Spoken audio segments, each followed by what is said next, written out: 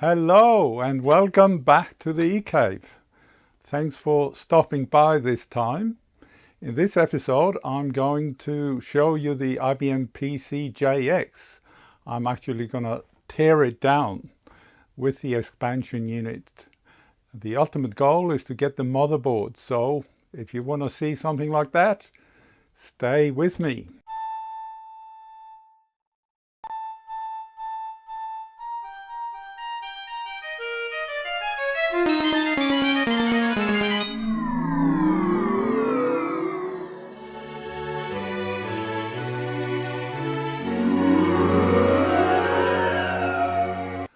Well, I'm ready to tear this thing down. I've prepped myself. Now I've got a lacy Susan, I can turn it on. I've got my anti-static mat and the anti-static wrist. So all ready to go. I'll show you a photo from the top and the side while I'm doing this. Let's get this tear down on the road. I've got a screwdriver here, but first I have to loosen a couple of screws here at the back. So I'll show you where they are. These two here. So this one, it doesn't come out, it stays there. And this one.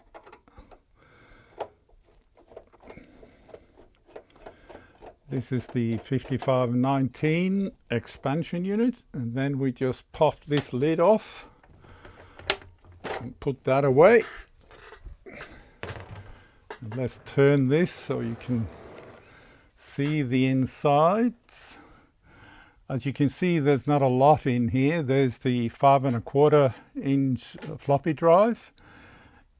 You could have a 3½ inch drive in this expansion unit as well.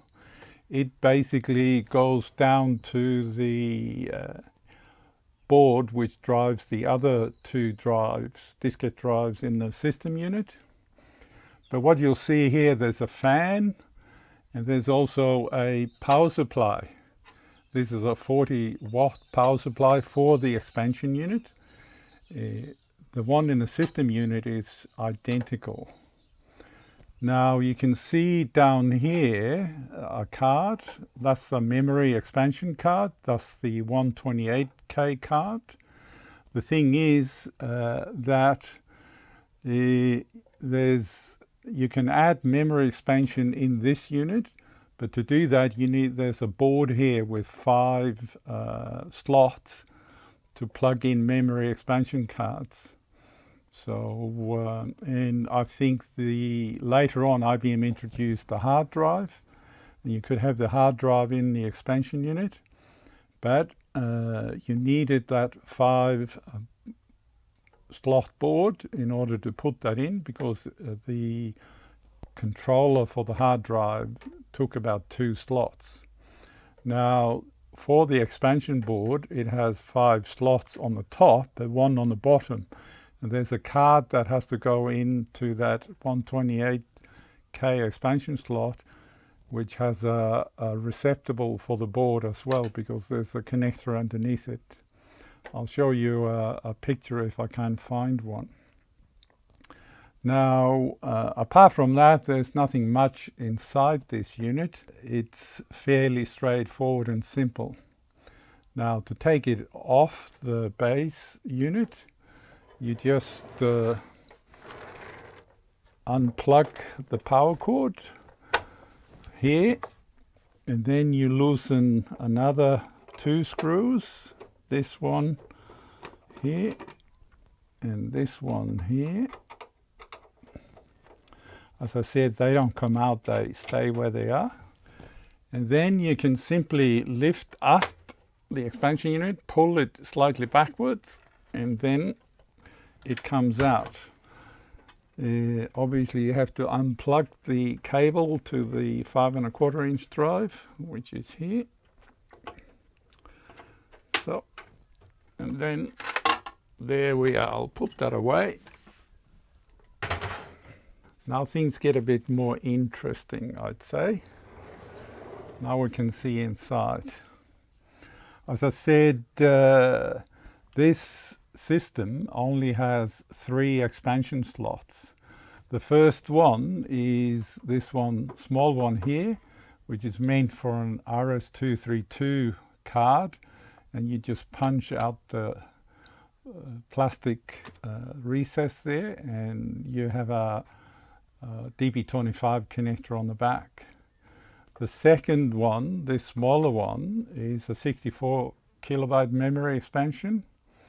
And then you have the 128 kilobyte memory expansion. With the board in the expansion unit, you can move these cards onto that because you have 5 slots. Now, the diskette controller is actually here. So you can see the controller board, and the NEC microcontroller for the floppies is actually here. It is connected to the motherboard from here and to there, so it's on the system bus. There's also a fan here, and this is the other power supply. It's 40 watts, just like the one in the expansion unit. So what I'll do, I'll put on my anti-static stuff. So I'll unplug the cards here. So that's the 64 kilobyte memory expansion card. I'll put that away here. Then we'll take the 128 kilobyte card. That's this one here. Should come out. Then what I want to do is take out the floppy controller and board. To do that, we'll have to unplug the power cable from the power supply, which is here. Then we have to unplug the data cable from the motherboard. We have to then unscrew a couple of screws. There's one here.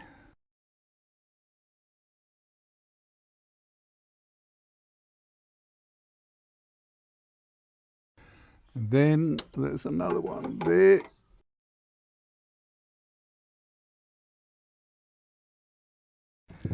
Now, this should come out from memory. Oh, of course, there's one more down here. There's always one more. I think there's only 3 though.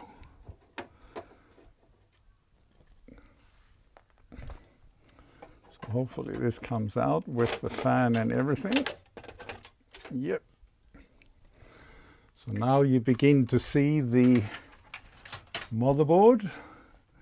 Next we have to get the power supply out. So there are 2 screws here at the back.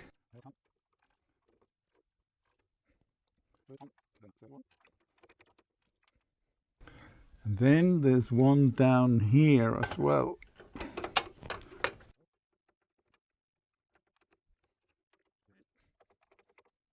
That one's come off. Just keep this in a safe place.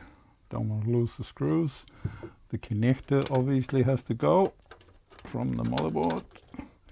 It's not a big connector on the motherboard, so the power supply should come out.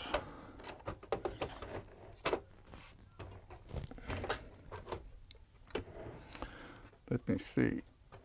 I'll probably need another flat blade screwdriver for the front plastic panel. The front plastic panel probably needs to come off as well. Now the challenge with that is this panel is pretty brittle. The plastic has become so brittle. It's just a crying shame that bits and pieces just break off. There we are.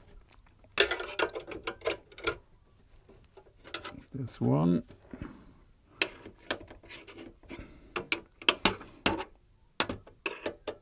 There are tabs down here, plastic tabs, which keep this thing there. Let me see if I can get the power supply. Yeah, now the power supply comes out. Yeah, it's not very big, very slim. And now you can see the whole motherboard. Now this is the infrared transmitter receiver for the keyboard, or receiver only, I guess, for the keyboard. These are the two cartridge slots, and I have to remove a few screws to get the motherboard out. So what I'll do that.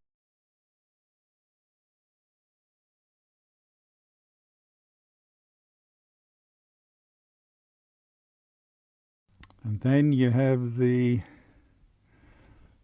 plastic tabs. Let me see.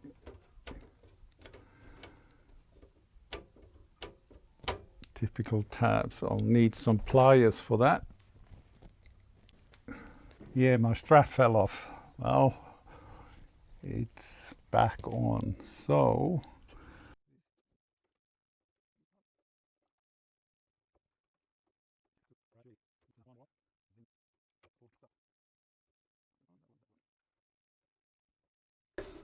okay, there's a clip here that needs to come out as well. I see. That should be it. Hopefully. There we are. Now we just have to wriggle it out.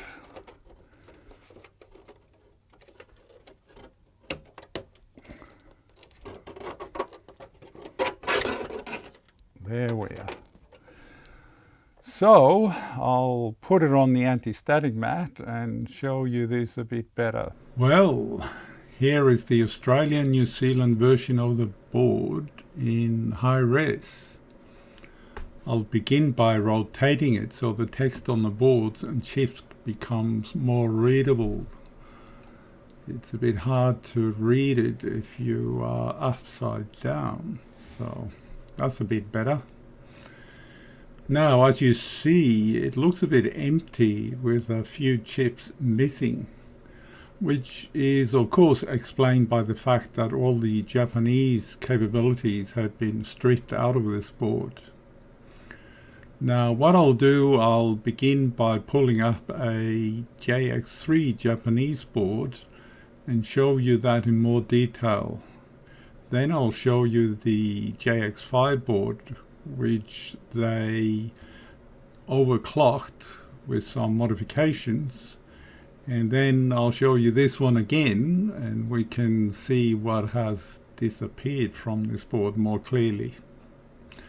Now the Japanese board from a JX machine is here. This board came in all the JX1 to JX4 machine configurations.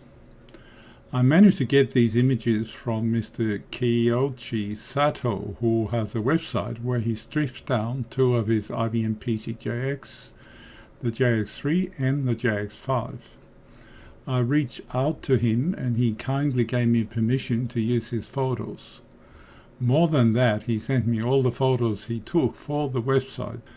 I also gotten permission from Anthony Beckett to use some of his photos from his website on the IBM PC JX, the Australian New Zealand version. So I'll put a link to Anthony's site and also to Kyoichi Sato's blog. Although they are in Japanese, you can use Google Translate. You'll find that in the description. Now this motherboard, as I said, was in all the JX1 to JX4 configurations. This is from a JX3 machine, which came with the 8088 CPU, standard clocked at 477 megahertz. It came with 256 kilobytes of RAM, whereby 64 kilobytes are on the motherboard. You can see the 8 chips with 64 kilobytes here, and you'll note the parity chip is missing, so there's no parity. It also has 64 kilobytes of dedicated video RAM. 32 kilobytes are here in these 4 chips, and the additional 32 kilobytes are in the extended video option, which you had to buy separately, which is a card that slots in here. So it also had 2 floppy drives. So this is the floppy connector that connects to the NEC controller board for the floppies. As I mentioned in the part 1 video on the history of this machine, they have 3 video processors to handle the Japanese language. Normally the machine came with 2, but you could expand it to 3, and the third one obviously goes into this slot here for the extended video. So let's look at this in a bit more detail. I've been looking at the technical reference manual and trying to glean which chips do what, which is a bit hard, but anyway, the CRT controller is here, which is a 466505 SP CRT controller. The CGA output is here, and the 2 chips that sort of are closest to it and handle the output, I would assume would be the video processor 1. That is IC32 and IC33, which are these 2 here, SX001 and SX002. The second video processor would be SX05 and 06, because they are missing on the Australia and New Zealand board. And then the third video processor would be on the board, which goes into this X video slot. So I'll show you a photo of that. And here it is. You can see there's another video chip, and also correspondingly 4 video RAM chips as well. The other chips, that is the SX04, 8 and 7, as far as I can determine, work together to facilitate the access to the video RAM or the system RAM, depending on the mode the machine is. Because the Japanese model, like this one, has a dedicated 32K motherboard RAM, for video, these chips would be using that, and then with the expanding that to 64K. But in the Australia and New Zealand version, they have to share the system RAM. So a bit of a clutch in my view, but it's a complicated machine. Some of the other chips here should be fairly familiar. This board has around 40 74LS glue chips. If you compare that with the IBM PC Jr., it has 50 of those chips. So that's one reason for these glue chips or video gate array chips. The Australian New Zealand board only has 34 74LS chips. The BIOS in the Japanese ROM is on a adapter board, which is plugged into these 2 sockets. So I'll show you that as well here. And as you can see, these are mostly ROM chips and BIOS chips on that board. Now additionally, down here is a 2K SRAM chip, which is for Japanese fonts. They can load in 69 fonts in this chip for the part of the Japanese language. There's also a character generator for the English language, and that is this chip here. It is present both in the Japanese and the English version.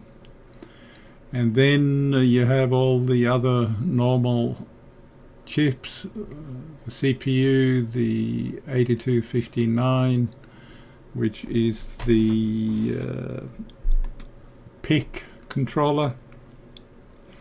Then you have the 8255, which is the programmable peripheral interface controller. The 8253, which is the timer chip. Then you have the sound chip here, down here, which is the same as in the PCjr. So if you look at the expansion capabilities, this slot here is for a 64 kilobyte RAM expansion. This one here is for 128 kilobyte RAM expansion, which means that fully populated you can have 256 kilobytes on this board. However, with the expansion unit on top, you get 5 additional slots, provided you use this slot as the interface to the other 5. So there's a special card for that, which I'll flip up here as well. And as you can see, it's basically has a female at the bottom and top, and not much logic except a few chips. The board on top has 5 slots, and you can use them for more memory. IBM later on brought out 384 kilobyte and 256 kilobyte cards with real-time clocks. And then down here you have the RS-232 expansion slot, which is a card that plugs in here. And the rest of the I/O connectors and the cartridge slots.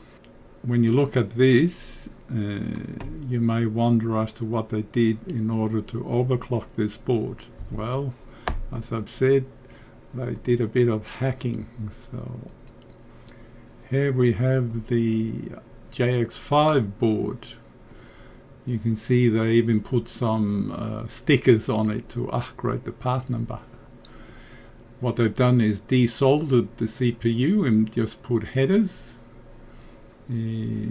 What they've then done is created or taken the BIOS and Japanese ROM and character board out and created a new one where they put the 8088-2, where they could overclock it with 7.2 megahertz with a turbo switch at the front of the machine. They put also headers here. So this board was designed to fit into all these sockets, and then they did, of course, a bit of bodge on the back. There are about 5 bodge wires on the back as well. Not a very elegant solution, but they must have been desperate to get a faster machine. They just took their old stock and did these bodges. I've wondered as to whether this is something we can do with the Australia and New Zealand version, but that is not likely, because I'll show you the English board again and we'll talk about what's gone from the English board. First of all, the extended video is gone, the onboard video RAM is gone, and video processor 2 is gone. And with that, a few of the glue logic chips, i7-4 chips here, and there's a chip missing here as well. So let me go back, and obviously the 2K SRAM and this socket is all gone. So here it is. You can see video processor 2 is gone, the socket and the RAM, SRAM is gone. This chip is back and not a socket like the JX5. The extended video slot is gone, So sadly is the 32K dedicated video RAM. I wish they had left that on rather than sharing the system RAM. This chip is gone as well. So you can also see that the BIOS is now in a ROM socket here for the English version. I hope this was of some interest to you, and me comparing the three motherboards revealed some interesting information about the IBM PC JX. As you see here, I've got the unit back together again, and I have the other one here as well. One running Alicat, the other one's King's Quest. I've been pleasantly surprised by the good conditions these PCs are in. They are only scratched a bit on the surface, and the plastic is a bit brittle. But apart from that, they're in pretty good condition, given the fact that they date from the mid-80s. The one thing I haven't done is to tear apart and fix up the two keyboards. I might feature that in a later video at some stage. The other thing I did was I ran some benchmarks on the JX. I did find from Adrian Blacks on a series he did on the IBM PC Jr. a benchmark he did on his. He actually ran the PC Jr. with DOS 2.1 and ran a benchmark program called MIPS version 1.2. Of course, I duplicated that on the JX, and I'll show that up here. Those are my results and Adrian's results. I did a screen grab from his video. I hope he doesn't mind, but I'll link to it just in case. As you can see, the PC Jr. Reported slightly lower results than the JX, so it appears the JX is a bit faster, which is surprising given the fact that they are running exactly the same CPU. Maybe it's the architecture that's slightly different. So before I leave you, I'll mention that in my Google searches I came across an interview with Mr. Takemura, a former employee of IBM Japan, where he mentions the fact that about a year after IBM Japan launched the IBM PC JX in Japan, IBM developed a prototype of a 8286 version of the JX, basically an AT JX. At the same time, IBM were launching the AT. So I gather the JX AT never went anywhere. They apparently built a single prototype, and then the project Hudson was canned. With that, I'll leave you. So thank you for stopping at the eCave today.